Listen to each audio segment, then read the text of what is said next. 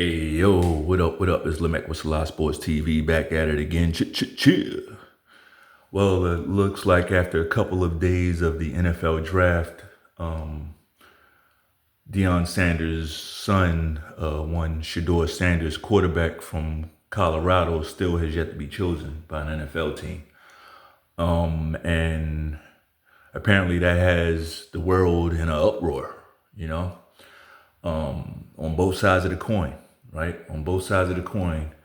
And what we like to do over here is make sense of everything. In regards to that, that's why if you'll notice this channel, we usually are gonna run behind as far as the news cycle. We're not trying to be first. Definitely not trying to be the first ones to make a comment on everything that happens.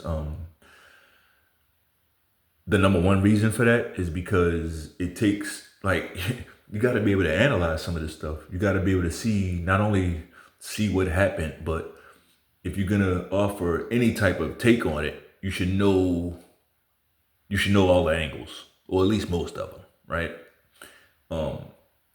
And when you're trying to be first to everything, it's rare that you're gonna get or grasp the intricacies of these events that happen. Now, we've had rounds 1 through 4, three rounds, right? We've had 3 rounds, and Shedeur Sanders hasn't been selected. What's going on? Well, I think everybody knows what's happening here. The NFL, they're one of the clubs where if you piss them off, they're going to show you who's who. They're going to show you who the boss is, right? That's why when you're dealing with the NFL, the best play is to humble yourself, right? Now, I can already hear people saying, well, what about this guy? What about that guy? Archie Manning and the Mannings, right? Peyton Manning, Eli, and Archie, right? Let's talk about Peyton, Eli, and the dad, Archie, right? They made a lot of power moves. When it was time for those guys to enter the league, Archie Manning stepped in and controlled a lot, especially when it came to Eli, right? Especially when it came to Eli. He was very particular about where he wanted him to go and all that. And a few people didn't like it. A few football people, I remember, a few football people didn't like it, but it was never made a headline story, right? It was never made into a big deal. Like it was for Deion, right? And Shedeur. We got to take things into account, right? Context is key in damn near every situation. Context is so key in every situation. I'm going to describe a situation to you that's going to trigger a lot of people, right? Or it'll trigger some people. How about that? It'll trigger some. There was a time when you could, I'll say it this way. There was a time when human trafficking was legal. In this country, there was a time when human trafficking was legal. It was legal to catch a human being, right? Lock them away, force them to work for your benefit, right? But it was legal to do. Legal. Understand? No laws are being broken. And I think we know what time I'm describing, right? And a lot of people look back on that time with disdain, and rightfully so. But how about today? Today, people are allowed to go to a doctor where he pulls out a vacuum, puts the vacuum inside a woman, and vacuum what's inside out of her, if you get what I'm saying. a lot of people will look at that with the same amount of disdain. Like maybe 40, 50 years from now, they might look back at that. My point is context is key because that shit is legal too. You understand? It's legal. So context is very important. Now, as for the Mannings,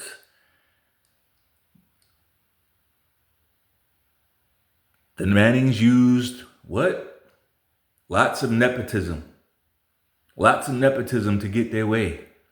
I'm Archie Manning. You know me. I was an NFL great. And here's my sons. Right? They used that to their advantage. But guess what? They did it quietly. They did it quietly. One thing that this hip hop, this isn't a culture video. It's not a hip hop video, but it applies. It applies because Dion comes from that hip hop generation of the 90s. He comes from that. So I think in this case, he used a lot of marketing for Shedeur that he would have done in the 90s, but this ain't the 90s. So like it worked to a certain degree while he was in college. But if you're pissing people off in the NFL, they are going to have the last laugh, right? The LeBron James effect. Let's be honest. LeBron James he's playing a key role in what's going on here. A very key role. And it is so fucked up because Shedeur Sanders can actually play, right? I think most people, even his critics, would agree this guy, he belongs in the league. Like, he can play. You know, whether you think he's a first rounder, second rounder, third rounder, that's debatable. But the guy can play, right? But when we just watched LeBron James, we just watched him force his son into the NBA, like who cannot play at all, has no ability, no NBA ability at all, none. And everybody sees it. Everybody sees it. But he pushed through, he shoved it down everybody's throats. He shoved it down y'all's throats. How about that? And so many people accepted it. Defend it. Not only did he defend it, not only did these cocksuckers defend it, these idol worshipers defend it, they took it a step further and said there's nothing wrong with nepotism. There's nothing wrong with nepotism. Here's the thing, and this leads me back to that hip hop way of thinking. A lot of y'all ain't gonna make it because that shit is over. Like, you don't just get to say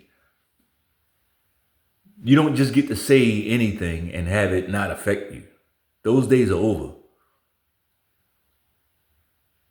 Those days are, that's probably not the best way I can say it, but how can I say this? Like, the days of good being bad and bad being good, those days are over. You know, hip hop for 50 years, that era has told you what's good is bad, what's bad is good. Right? That's why we have guys like P. Diddy and Jay-Z being cultural leaders instead of guys like Dr. Ben Carson, right? Because they told you dysfunction is good. Dysfunction is cool. Right? Along those same lines, nepotism is cool. Why? Because you are a LeBron James fan. Any other time that people would talk about nepotism like what it is. It's something that limits true intellect. It limits true talent. You're going to forego true talent, true intellect, a true benefit and opt to put somebody that you know there just because you know them. That's extremely damaging. That's extremely damaging. So it's funny that the same people that brazenly got up and said, oh, there's nothing wrong with nepotism. Now you're mad because Shedeur Sanders ain't getting picked. People hear your bullshit. They're not gonna just ignore the fuck shit that you say. So when they hear you say, oh, they think nepotism is good, they think that's okay? All right, well, we need to show them. We need to show them. It's time to actually be a good person again. You know, it's time to actually go back to being a good person. A lot of us never stopped. A lot of us thought we were living in the twilight zone for the last 20, 30 years. And I'll just speak for myself when I say that. I thought I was in the fucking twilight zone. Basically until recently. It feels like things are going back to normal now. And by back to normal, I don't mean, because look, I'm not going to sit here and act like there's not a tinge of racism playing a part in this Shedeur Sanders thing. Of course it is. Yes, there is some racism being played out right in front of us. This kid should be in the league. No question about it. And I do think his skin color plays a part in it. But guess what? Guess what our fathers used to tell us when I was a kid, like before this hip hop bullshit took hold of everybody. Guess what our fathers used to tell us? Our fathers used to tell us as little black boys. Our fathers used to say, "You know what, son? You must be twice as good, 3 times as good if you can, as the next person. You have to be twice as good.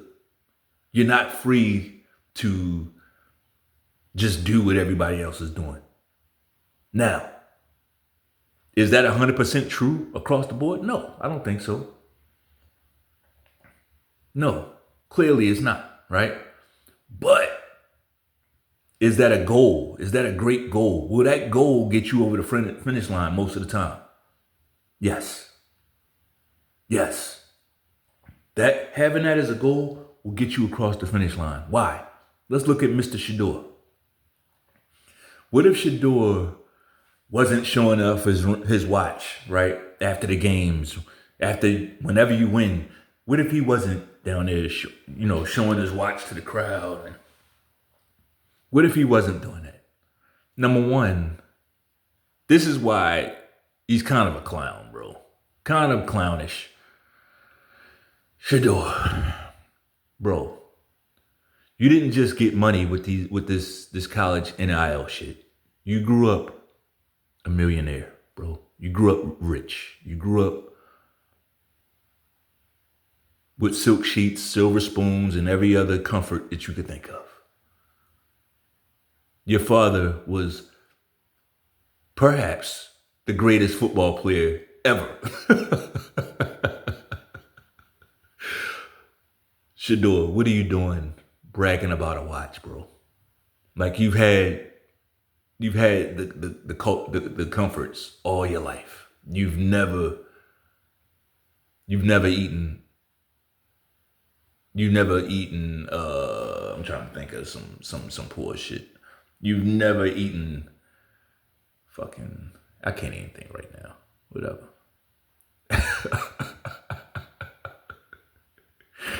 You never eaten hot dogs and beans.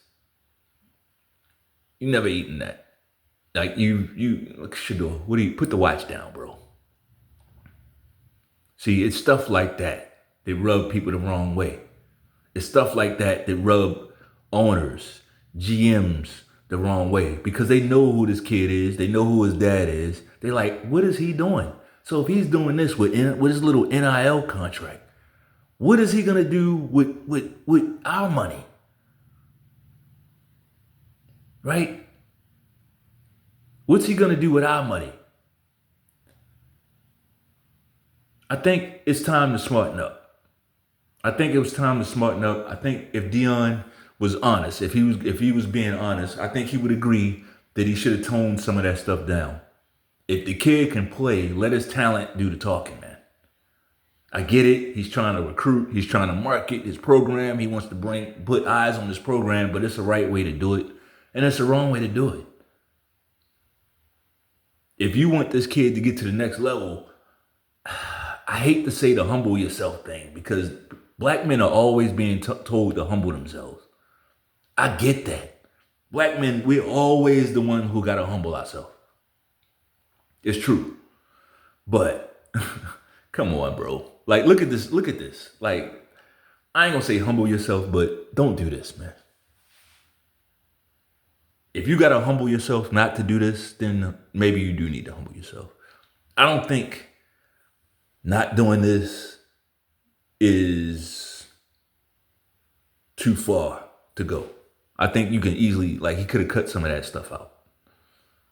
Wait till you get the bag and then let your freak flag fly, as they say, right? Get the bag. But look at you. Now you in the fourth round. You down into the fourth round. You in the danger zone. He is in the danger zone. And it's fucked up. But here's the thing. I'm not going to cry tears for this guy because, like I said, like, he'll be fine. He's had a great life. He's going to have a great life. Like, whether he makes it to the league or not. It's not like, oh, I'm trying to get my mama a new house, or I'm trying to get my parents. No, he's good. Does he deserve to be in the league? Yes. But we got to be honest, man. We got to be honest. I'm going to touch on this Shannon Sharpe thing real quick. Pause. I mean, I told you I was done with that pause shit. I'm trying to, like, cut that out of my vocabulary because, like, we ain't sus over here, so there's no need to say pause, right? No matter what we say, it ain't no sus type of activity going on over here, so pause is unnecessary. Anyway, I'm seeing goalposts being moved, and I'm no Shannon Sharpe fan. I'll say this, I don't like Shannon Sharpe. I don't.